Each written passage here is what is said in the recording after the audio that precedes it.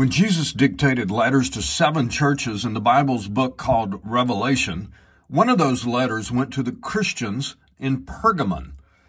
"I know where you live," Jesus said, "where Satan has his throne."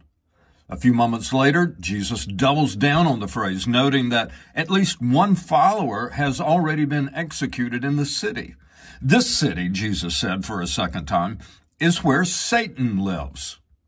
As an ancient site, it's hard to put Pergamon into words.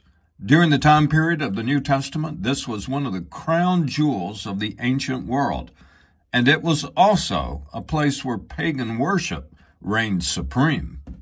And you come to the city, there are gods everywhere. There's an enormous temple to Zeus in this city and another one to Athena.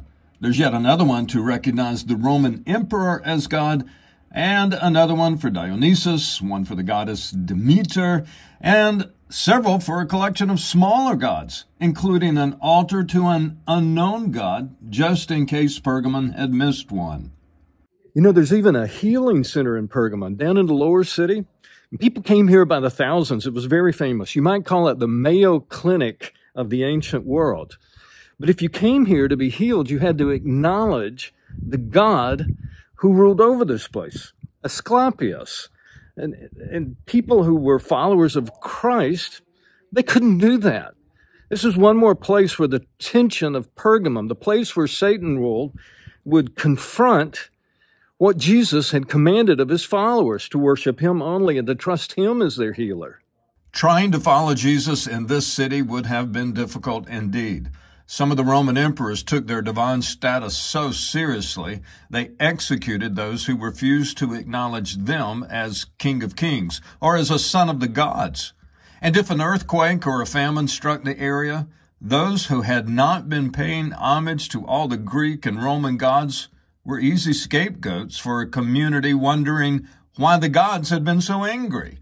Jesus' followers who refused to compromise in those early years must have felt as if Pergamon represented every part of their culture that was fighting against them. So, which one of the gods, which lifestyle represented the throne of Satan here?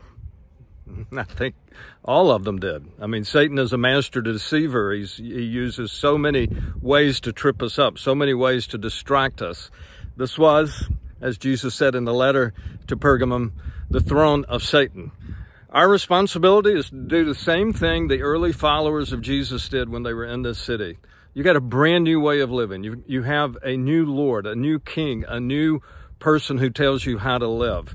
The courage it took to live here, I can't imagine it. I just want to carry on in the legacy of the people who were believers here.